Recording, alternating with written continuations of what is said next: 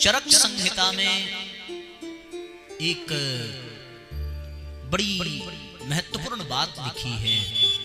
स्वाध्याय करते करते उस श्लोक पर दृष्टि पड़ी और वो ये है साथियों, धी धृति स्मृति विभ्रष्टः कर्म यत् कुरुते अशुभम् प्रज्ञापराधं तं विद्यात् सर्वदोष प्रकरणम्। जीवन में कोई रोग हो जाए अथवा जीवन में विष का प्रभाव हो जाए और हम इलाज के लिए जब जाते हैं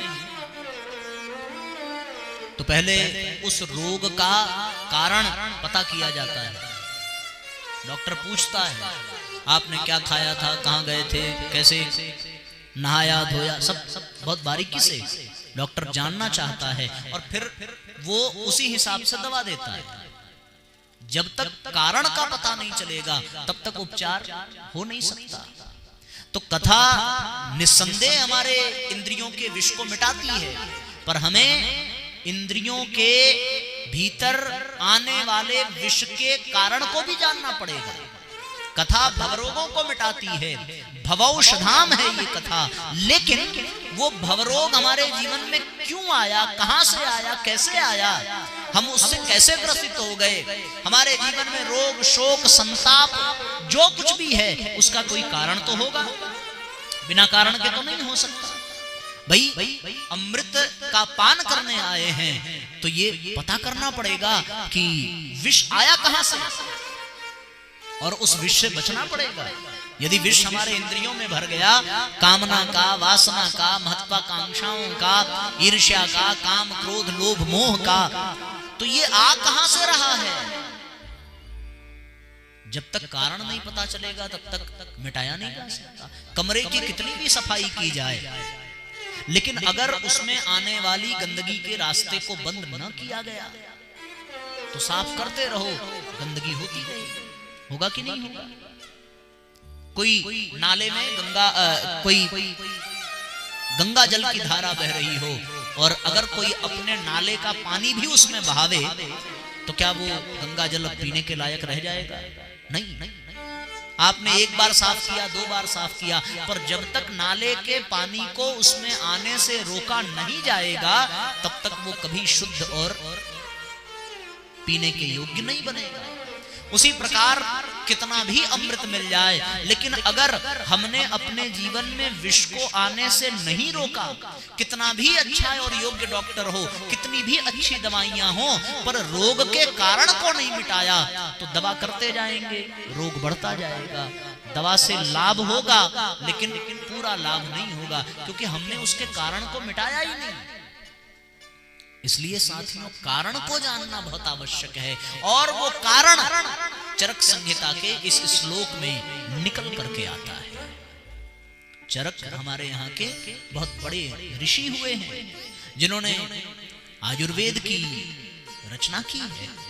चरक ऋषि के विषय में कहा जाता है कि ये वृक्षों और वनस्पतियों के पत्तों से बात किया करते थे और उनसे बात करके उनके गुणों को पूछ लिया करते थे। फिर कौन से रोग में कौन सी औषधि, कौन सा पत्ता, कौन सा वृक्ष काम आएगा, ये उन्होंने जाना और एक आयुर्वेद संहिता, एक बहुत बड़ा ग्रंथ लिखा उन्होंने, उसको चरक संहिता कहते हैं। उसमें भवरोग का, विषयों के विष का महत्वपूर्ण कारण प्रदान किया गया और वो इसी श्लोक में है जो श्लोक हमने आपको सुनाया है। कौन सा श्लोक? ध्यान से सुनिए, समझिए। और ये किसी एक व्यक्ति की नहीं, ये पूरे समाज की बात उसमें कही जा रही है। इसी एक रोग के कारण हमारा जीवन विषैला होता चला जा रहा है और उस विषैलेपन से अगर हम बचना चाहते हैं तो केवल अमृत की प्राप्ति ही समाधान नहीं है। उस विष के आने का जो द्वार है, उस द्वार को भी बंद करना पड़ेगा, अन्यथा एक ओर से अमृत आएगा और विष का प्रवाह निरंतर जीवन में बना रहेगा। उपचार कर रहे हैं पर परहेज नहीं कर रहे हैं, है ना? एक बड़े योग्य डॉक्टर थे। उन्होंने एक व्यक्ति का इलाज किया और उस व्यक्ति का इलाज करने के बाद उसको शुगर था, शुगर का पेशेंट था, लेकिन वो नशा बहुत करता था, शराब पीता था, गुटखा खाता था। डॉक्टर ने मना किया, आपको अगर स्वस्थ रहना है, ठीक रहना है, तो आपको ये शराब पीना छोड़ना पड़ेगा, गुटखा खाना छोड़ना पड़ेगा। वो भी आदमी बहुत बड़ा सेठ था, अभिमानी था, प्रमादी भी था, तभी तो नहीं छूट पा रहा था उसका। बार बार इलाज कराने आ जाता है, डॉक्टर एक बार मना करता है, 2 बार मना करता है, 3 बार मना करता है। उसके बाद ऑपरेशन करने की नौबत आई।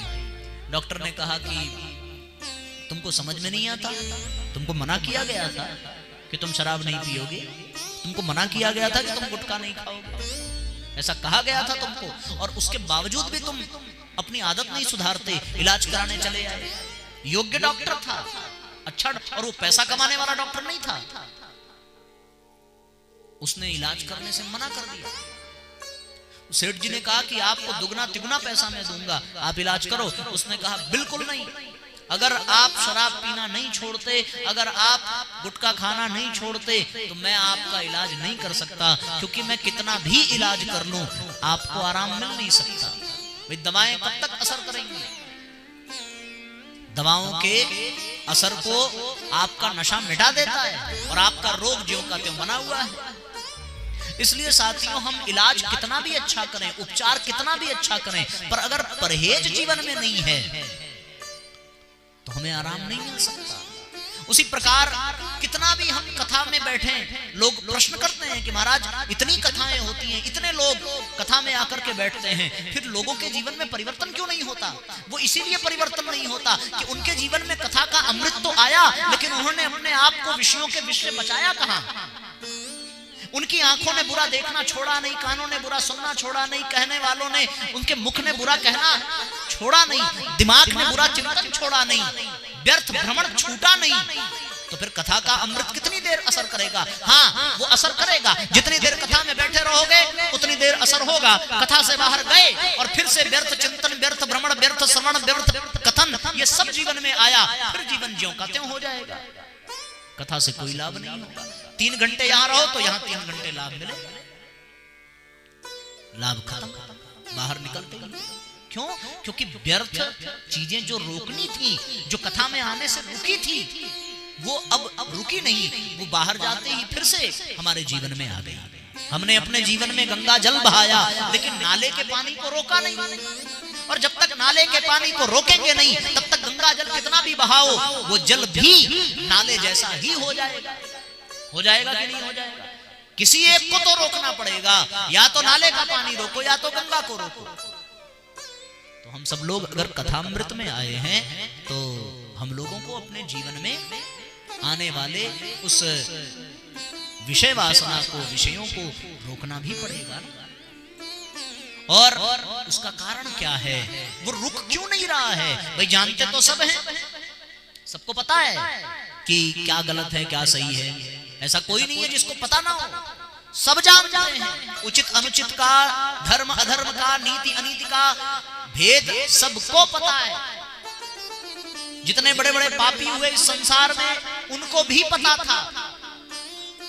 भगवान दुर्योधन से कहते हैं कि दुर्योधन 5 गांव केवल दे दो। दुर्योधन कहता है सूच्य अग्रम नैव दास्यामि बिना युद्धेन केशव, बिना युद्ध के सुई के अग्रभाग, नोक के बराबर भी जमीन नहीं दूंगा। भगवान ने कहा ये अधर्म है। दुर्योधन ने कहा जानता हूं, पता है ये अधर्म है। बोले फिर उसने कहा जानामि धर्मं नचमे प्रवृत्ति, जानामि अधर्मं नचमे निवृत्ति। मुझे पता है जानामि धर्मं नचमे प्रवृत्ति। धर्म में प्रवृत्ति नहीं है और अधर्म से निवृत्ति नहीं है। केनोपि देवेन हृदय स्थितेन यथा नियुक्तोस्मि तथा करोमि। जिधर नियुक्त कर देता है मेरे भीतर बैठा, मैं उसी ओर चल पड़ता हूं। पता है सबको कि धर्म क्या है, पता है सबको कि अधर्म क्या है, फिर भी लोग नहीं बच पा रहे हैं। उसका कारण जानना बहुत आवश्यक है और चरक संहिता में उसका कारण एक दिया है। वो कारण क्या है साथियों? वो कारण है धी, धृति। ध्यान से सुनिएगा, पहला बताया धी, दूसरा धृति, तीसरा स्मृति। विभ्रष्ट, भ्रष्ट हो गया। क्या क्या? धी यानी बुद्धि, धृति यानी धैर्य, स्मृति यानी याददाश्त। विभ्रष्ट, ये बार बार भ्रष्ट हो जाता है। कर्म यत्कुरुते अशुभम, और इसके द्वारा फिर हम अशुभ कर्म करते हैं। फिर होता क्या है? प्रज्ञापराधम। कौन सा अपराध होता है? उसको कहा है प्रज्ञापराधम। तम विद्यात सर्वदोष प्रकरणम, सब दोषों का मूल कारण केवल और केवल ये प्रज्ञा अपराध है। इसको बहुत बड़ा अपराध कहा। आपने कई प्रकार के अपराध सुने होंगे, लेकिन ये प्रज्ञा अपराध ही सबसे बड़ा कारण है। प्रज्ञा अपराध। और ये प्रज्ञा अपराध किसको कहा है? ये प्रज्ञा अपराध, इसकी व्याख्या भी उसमें दी है कि संग्रहेण च अतियोग वर्जम कर्म वांगमन शरीरम हितम नुपदिष्टम यत् तत्व मिथ्या योगम विद्यात इति त्रिविध विकल्पम त्रिविधमेव कर्म प्रज्ञापराध इति व्यवस्थित। अर्थात मन, वचन और शरीर के लिए अहितकर, शास्त्र निषिद्ध अतियोग, योग, अतियोग, अयोग और मिथ्या योग, इन विविध, इन त्रिविध विकल्प रूप कर्मों को प्रज्ञा अपराध कहा गया है। इसको थोड़ा और सरलता से आप समझने का प्रयत्न करिए। कहते हैं मन, वचन और कर्म। वहां क्या कहा गया था? वहां कहा गया धी यानी बुद्धि, धृति यानी धैर्य और स्मृति यानी याददाश्त। इन्हीं तीनों से ही मन, वचन, कर्म होता है। तो मन, वचन, कर्म जितने भी हैं ये शरीर के लिए अहितकर हो जाएं और शास्त्र विरुद्ध हो जाएं, अथवा अतियोग, किसी भी चीज की जीवन में अधिकता, अथवा अयोग, जो योग्य नहीं था उसका भी सेवन करना, और अथवा मिथ्या योग, जो सत्य नहीं है उसको भी ग्रहण करना। ये त्रिविध विकल्प ही प्रज्ञापराध कहलाते हैं। इनके द्वारा जो कर्म होता है वो प्रज्ञापराध कहलाता है। इसको और सरलता से समझिए। यानी जो हमारे भीतर की बुद्धि है, जो हमारे भीतर का धैर्य है, जो हमारे भीतर की स्मरण शक्ति है, उसकी अवहेलना कर देना और उसकी अवहेलना करके शारीरिक और मानसिक अशुभ कर्म को ही प्रज्ञा अपराध कहा गया है। उदाहरण के लिए आप इसको समझें, धी की अवहेलना यानी बुद्धि की अवहेलना कर देना। किसकी अवहेलना करना? बुद्धि की। गुटखे का पैकेट उठाओ और उसमें साफ साफ लिखा है इसको खाने से कैंसर होता है। शराब की बोतल पर यह नहीं लिखा है कि इसको पीने वाला परमात्मा का दर्शन पाएगा। लिखा है क्या? नहीं ना। सबकी इच्छा होती है कि बैंक हो, बैलेंस हो, मकान मिले, दुकान मिले, आगे बढ़े, बच्चों की नौकरी लगे, बेटी की शादी हो जाए। सबकी कामना होती है। क्या शराब की बोतल पर ये लिखा है आप शराब पियोगे तो आपकी बेटी की शादी हो जाएगी, बेटे को नौकरी मिल जाएगी और आपके जमीन जायदाद का केस खत्म हो जाएगा? ये सब घटता है कि बढ़ता है? बताओ। तो ये बुद्धि की अवहेलना नहीं है ना? इसी को कहते हैं प्रज्ञापराध। जब हम अपने बुद्धि के द्वारा जाने गए बातों की अवहेलना करके भी उस काम को करते हैं, उसको कहा जाता है प्रज्ञापराध। सबको पता है कि सवेरे जल्दी उठना चाहिए, जल्दी सोना चाहिए, सुपाच्य भोजन करना चाहिए, मिर्च मसाला कम खाना चाहिए, अभक्ष्य पदार्थों का सेवन नहीं करना चाहिए। ये पता है ना सबको? सबकी बुद्धि में ये बात है। लेकिन बुद्धि में ये सारी बातें होने के बावजूद भी भी उस काम को हम करें तो इसको कहा जाता है प्रज्ञापराध। ये प्रज्ञा का अपराध है ना। धी की अवहेलना करना, बुद्धि की अवहेलना करना। दूसरा धृति, धैर्य की अवहेलना करना। धैर्य सबके भीतर है पर उसकी अवहेलना कर देना। धैर्य की अवहेलना करने पर क्या होता है? क्रोध, प्रमाद, आलस्य, जितने भी मनोविकार हैं वो धैर्य की अवहेलना करने पर जागृत होते हैं। जिसके भीतर धैर्य होगा तो क्या वो क्रोध करेगा? धीरज धर करके अनुकूल परिस्थिति आने का उसकी प्रतीक्षा करेगा। ये लोभ, ये मोह होता है कि नहीं होता? ये सब धैर्य की अवहेलना करने के कारण है। और धैर्य की अवहेलना करने से प्रज्ञापराध होता है। बुद्धि की अवहेलना, धैर्य की अवहेलना, और फिर उसके बाद क्या? उसके बाद स्मृति, स्मृति की अवहेलना। स्मृति का तात्पर्य क्या है? स्मृति का तात्पर्य आपने चोरी किया, चोरी करने के बाद आपको जेल भेजा गया, ये आपकी स्मृति में बैठ गया ना। अब तो आप बताओ, जिसने चोरी की जेल गया तो जेल से आने के बाद वो सुधर जाता है कि और बड़ा चोर बन करके आता है? सोचो जरा। बहुत कम ऐसे होते हैं जो सुधरते हैं। बाकी तो जब वो जेल जाते हैं तो उनको बहुत प्रशिक्षित चोरों के बीच में रहने का अवसर मिलता है, फिर वो बड़े श्रेष्ठ चोर बन करके निकलते हैं। शराब आदमी ने पिया और पी करके कहां गिरा? फूलों की सेज पर गिरा, अपने बेड पे गिरा। बताओ जरा। अपनी मां की गोद में गिरा? गिरा क्या? नहीं। कहां गिरा? वहां गिरा जहां जानवर भी गिरने से बच जाते हैं। वो कहां गिरा भैया? गिरा नाली में गिरा, न जाने कितनी गंदगी में जाकर के गिरा।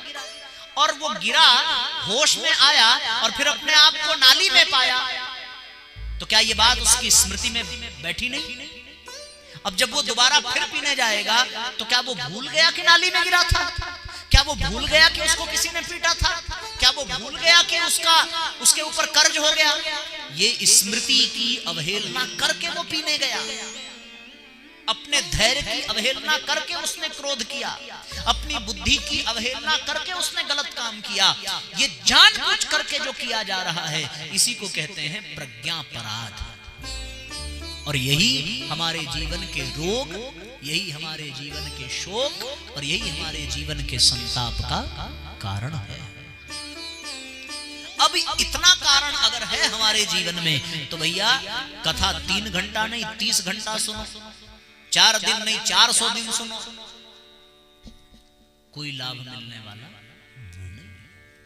आज समाज में प्रज्ञापराध बढ़ता जा रहा है और कितनी मजे की बात है। इसीलिए परम पूज्य गुरुदेव ने सब कुछ प्रज्ञा शब्द से जोड़ा है। प्रज्ञापराध को मिटाने के लिए उन्होंने प्रज्ञा अभियान चलाया। प्रज्ञापराध को मिटाने के लिए प्रज्ञा सत्र का शुभारंभ किया। प्रज्ञापराध को मिटाने के लिए प्रज्ञा पुराण की रचना की। प्रज्ञापराध को मिटाने के लिए मां प्रज्ञा गायत्री की उपासना का शुभारंभ कराया। प्रज्ञापराध को मिटाने के लिए प्रज्ञा अभियान चलाया। प्रज्ञापराध को मिटाने के लिए प्रज्ञा गीतों की परंपरा श्रृंखला प्रारंभ की। प्रज्ञापराध को मिटाने के लिए प्रज्ञा योग की श्रृंखला का शुभारंभ किया। प्रज्ञा अपराध को मिटाने के लिए प्रज्ञा पेय पीने की सलाह दी। उसके बावजूद भी ये प्रज्ञा अपराध घटता नहीं है, प्रज्ञा अपराध बढ़ता जा रहा है। क्यों? क्योंकि हमने अपने आप को न प्रज्ञा योग से जोड़ा, न प्रज्ञा पुराण से जोड़ा, न प्रज्ञा अभियान से जोड़ा, ना ही प्रज्ञा पेय से जोड़ा, न प्रज्ञा गीतों से जोड़ा, न प्रज्ञा के रूप में विद्यमान मां गायत्री से जोड़ा। अगर उनसे जुड़ जाते तो निश्चित रूप से प्रज्ञा अपराध से बच जाते, क्योंकि प्रज्ञा अपराध वही करता है जिसकी प्रज्ञा कुंठित हो जाती है। और कुंठित प्रज्ञा वाला व्यक्ति प्रज्ञा अपराध करके अपने जीवन में विषयों के विष को बढ़ाता जाता है, बढ़ाता जाता है। फिर उसके जीवन में न ज्ञान का अमृत काम आता है, न कथा का अमृत काम आता है, और उसका जीवन विषैला होता होता होता होता चला जाता है।